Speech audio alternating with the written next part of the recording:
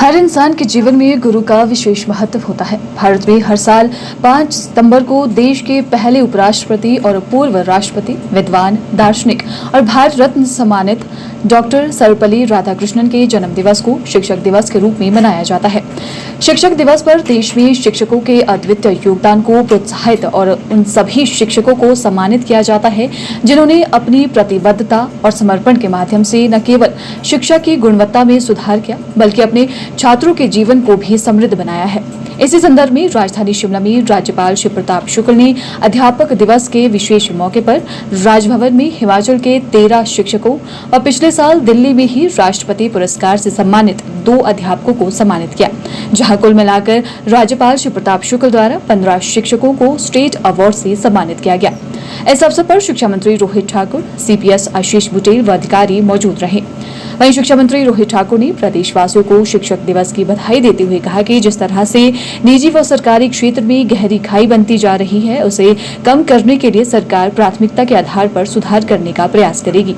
वर्तमान सरकार कई बातों पर सजग है और शिक्षा क्षेत्र में व्याप्त कमियों को हल करने में सरकार निरंतर प्रयासरत है और रिक्त पड़े पदों को चरणबद्ध तरीके से भरने के लिए भी सजग है। वहीं उन्होंने कहा कि आने वाले समय में रोजगार युक्त व क्वालिटी बेस्ड एजुकेशन धरातल पर देखने को मिलेगी। सर्वप्रथम मैं समस्त प्रदेशवासियों को और विशेषकर जो हमारे शिक्षक हैं उनको शिक्षक दिवस पर उनको हार्दिक बधाई देता हूं।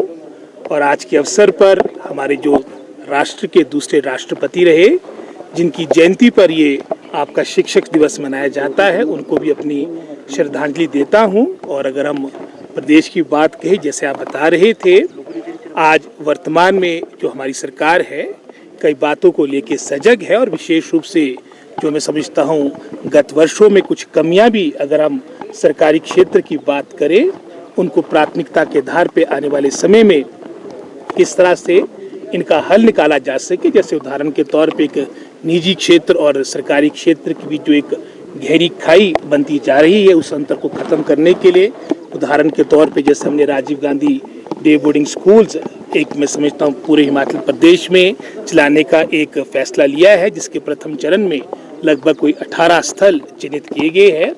ये सारी बातें हैं, आने वाले समय में जो रिक्त पड़े स्थल है चरणबद्ध तरीके से इनको भरा जाए। और अभी तक भी मैं समझता हूँ, जैसे मैंने अपने संबोधन में भी कहा, जो 6 वर्षों से आपके प्रिंसिपल कॉलेज कैडर की आपकी पोस्टें आपकी रुकी पड़ी थी, ये प्रमोशन लगभग 6 वर्षों के बाद हुई। इसके अलावा लगभग कोई 400 पोस्टें हमारी हायर एजुकेशन में APs की भरी गई है। हायर एजुकेशन में भी PGT, प्रिंसिपल, हेडमास्टर्स की लगभग कोई 1000 पोस्टें आपकी प्रमोशन के माध्यम से भरी गई।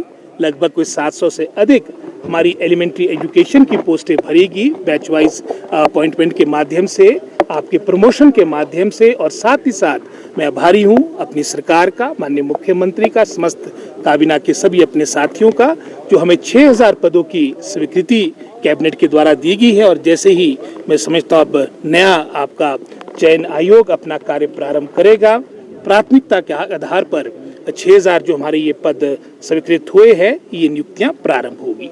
इसमें काफ़ी मैं समझता हूँ मैंने स्पष्ट बात कह दी है, कम तो नहीं है, लेकिन साथ ही साथ जो एक प्रतिस्पर्धा की बात है वो आने वाले समय में और बेहतर हो।